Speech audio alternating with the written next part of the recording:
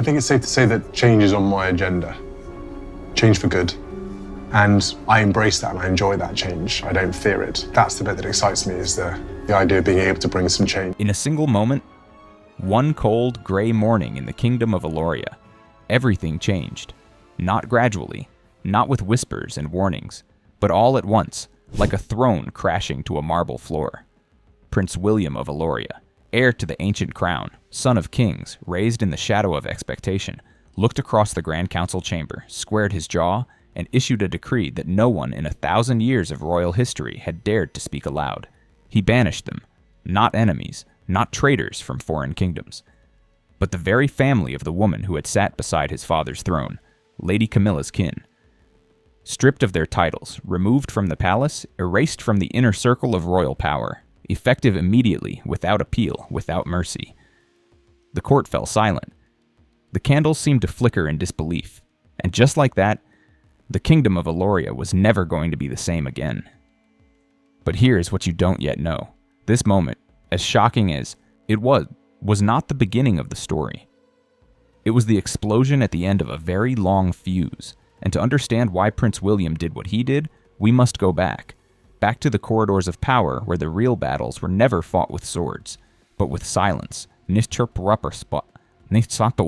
manipulation, and betrayal dressed up in silk and ceremony. Stay with me, because what I am about to tell you will change the way you see the crown of Elloria forever. From the outside, the royal house of Elloria was the picture of perfection. Grand marble halls, ancient bloodlines, a monarchy that had survived wars, plagues, and centuries of political storm. The people of Elloria looked to the palace with pride, with the kind of reverence that is almost religious in its devotion.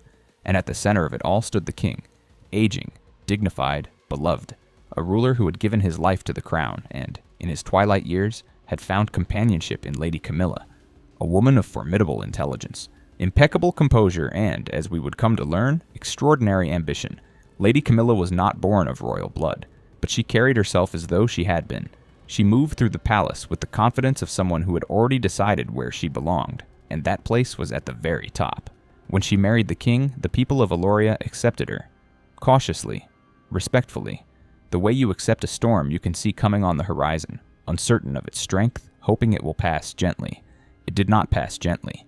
Within months of Lady Camilla's ascension to Queen Consort, her family began to appear.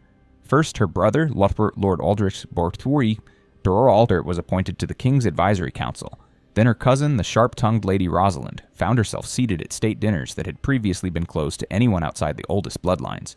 Then her nephew. Then her niece. Then figures so distantly connected to Lady Camilla that even the palace historians struggled to trace the family tree.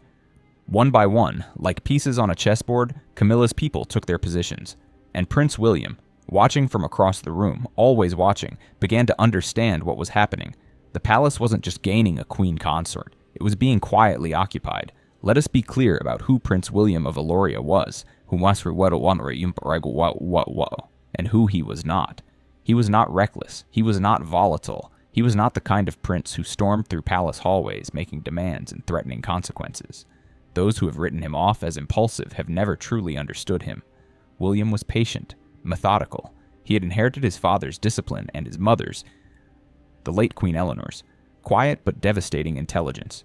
He saw things, he remembered things, and he waited longer than anyone expected before he acted.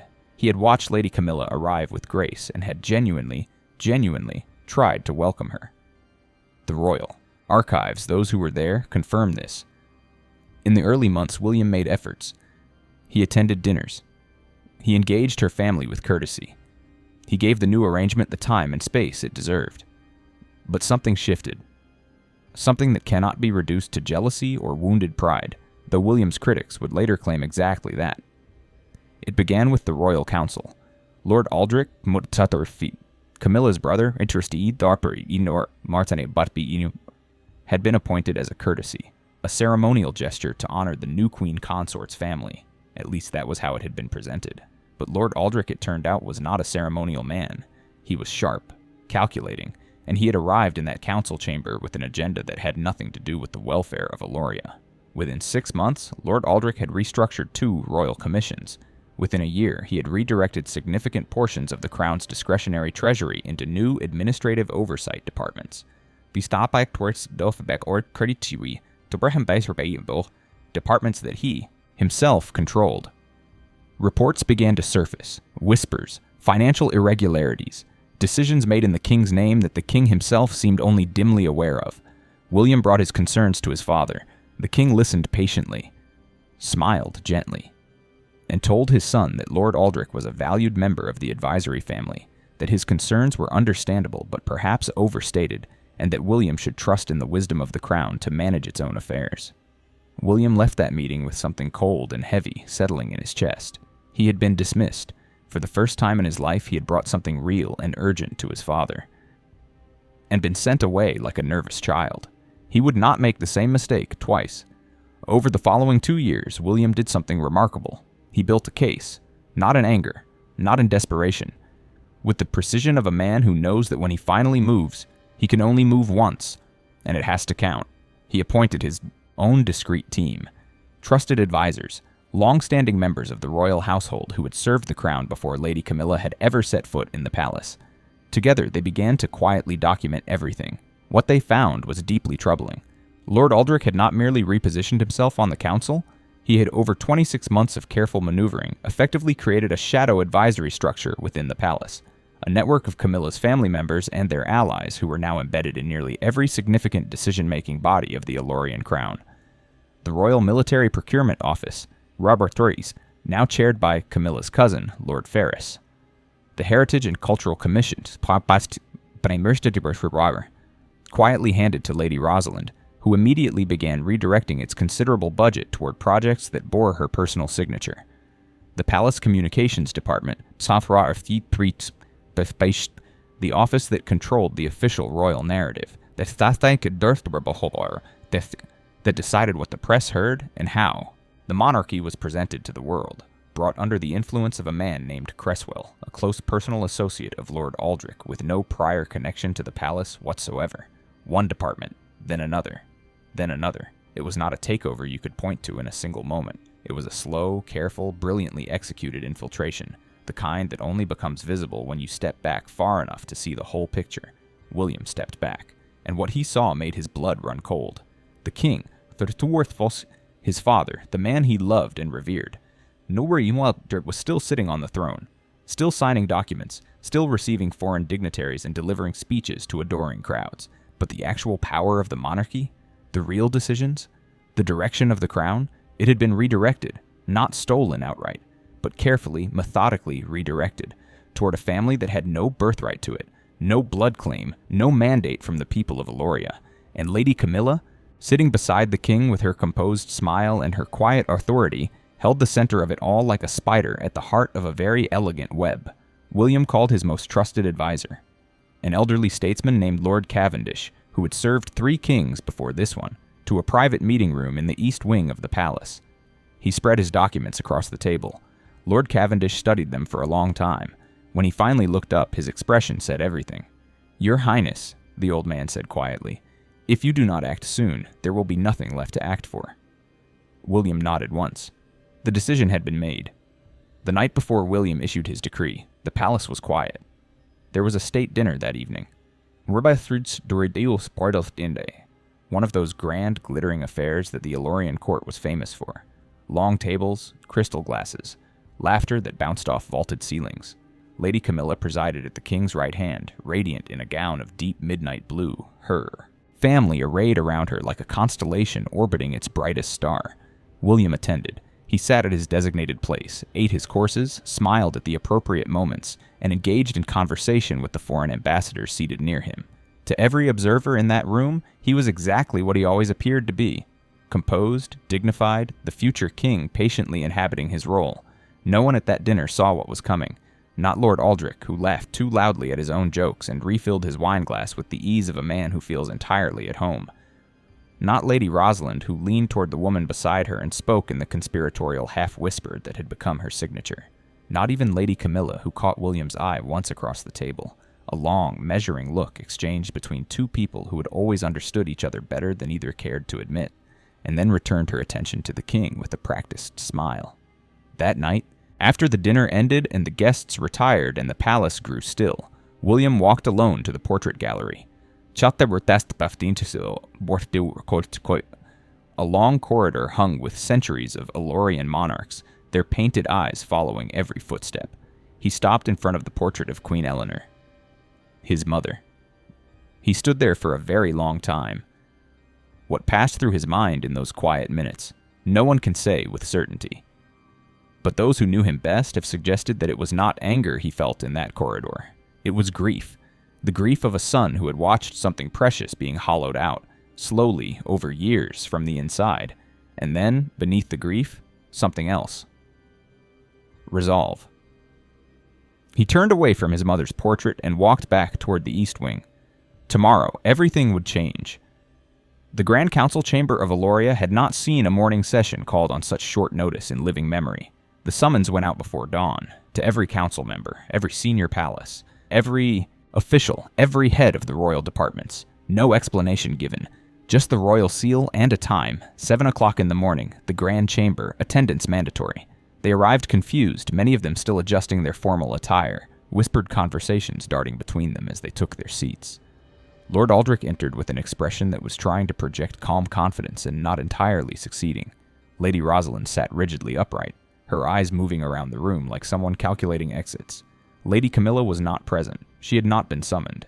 That absence, more than anything else in that chamber, told the story. William entered last. He did not rush. He walked to the head of the council table with the measured, deliberate pace of a man who has decided something irrevocable and made peace with it. He wore no crown. The crown belonged to his father, but he carried himself in that moment as though the weight of it rested on him regardless. He did not. Sit down. He stood at the head of the table, looked around the chamber at every face, and began to speak. His voice was steady, clear, unadorned by drama or theatrics, because it did not need any. He told them what his team had found. He laid it out methodically, section by section. The financial irregularities, the restructured commissions, the shadow advisory network, the redirected treasury funds, the systematic installation of Lady Camilla's family into the decision-making infrastructure of the Ellorian crown. He spoke for 37 minutes without interruption. The chamber was so silent you could hear the candles burning. When he finished, he placed both hands flat on the table and said simply, "This ends today." Lord Aldrich began to rise to his feet. Mouth open, face reddening, already reaching for the language of indignation and denial. William looked at him. Just looked at him. And Lord Aldrich sat back down. William then announced his decree. Effective. Immediately, Lady Camilla's family members, every one of them who had been installed in a royal department, commission, or advisory body under circumstances that could not withstand scrutiny, were to be removed from their positions. Their access to palace resources would be suspended pending formal review. Those whose appointments had been made through proper royal protocol were to be re-evaluated by an independent commission. Those whose presence in the palace had been engineered outside of proper channels were to leave the palace grounds within 48 hours. Lord Aldrich's title, there's title granted by the king under Camilla's influence just 14 months prior, was suspended pending the outcome of the financial review. The documents, William announced, had already been submitted to the kingdom's independent royal judiciary. The process was already in motion. It could not be stopped. He looked around the chamber one final time. "The crown of Elloria," he said quietly, "belongs to the people of this kingdom. It is not an inheritance to be repositioned for the benefit of those who arrive at its gates with plans of their own. I take no pleasure in this moment, but I will not apologize for it." He straightened. "This meeting is concluded." She was waiting for him in the south garden. Lady Camilla had learned of the decree within minutes of it being issued, because whatever else had been dismantled that morning, her sources of information within the palace were still intact. She stood among the winter roses with her arms folded and her expression unreadable, the way it always was when she was processing something that had genuinely surprised her. William walked toward her. Neither of them spoke for a moment. "You could have come to me," she said finally. "Would it have changed anything?" he replied. She held his gaze. Probably not. What followed was not a screaming match. It was not a dramatic exchange of accusations and denials. It was something quieter, and in many ways more devastating than that. Two people who had never been enemies and had never been allies, standing in a cold garden, acknowledging the distance between them for the first time without pretense.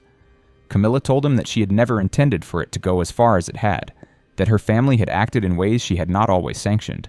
that she was not the architect of everything his documents implied. William listened. He believed some of it. He did not believe all of it. "You are not a villain, Lady Camilla," he told her at last, "but the people around you behaved like ones, and you let them." She looked away, across the frost-edged garden, toward the palace walls that had been her home, her kingdom. "Sir, for years now."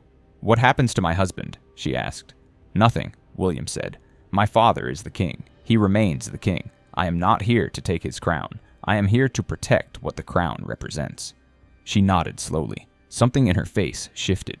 Not defeat exactly, but the quiet, reluctant recognition of someone who knows that a chapter has ended. "You're very much your mother's son," she said softly. William said nothing to that. But something moved behind his eyes. He turned and walked back toward the palace. Behind him, in the winter garden, Lady Camilla stood very still among the roses. In the days that followed, Elloria held its breath. The news of William's decree moved through the kingdom like a current, first as rumor, then as confirmed report, then as the defining story of a generation. People gathered in town squares and spoke about it in hushed electric tones. Had the prince overstepped? Had he saved the monarchy? Was this the beginning of a new era of Ellorian royal power? Or the first fracture in a dynasty that had stood for 1,000 years? The independent royal judiciary began its formal review. Early findings suggested that Lord Aldrich would face serious accountability for the financial irregularities uncovered in William's documentation. Lady Rosalind quietly returned to her family estate without public comment. Several of the lesser-known Camilla family appointees departed the palace in the days that followed, their exits barely noticed by anyone beyond the palace walls.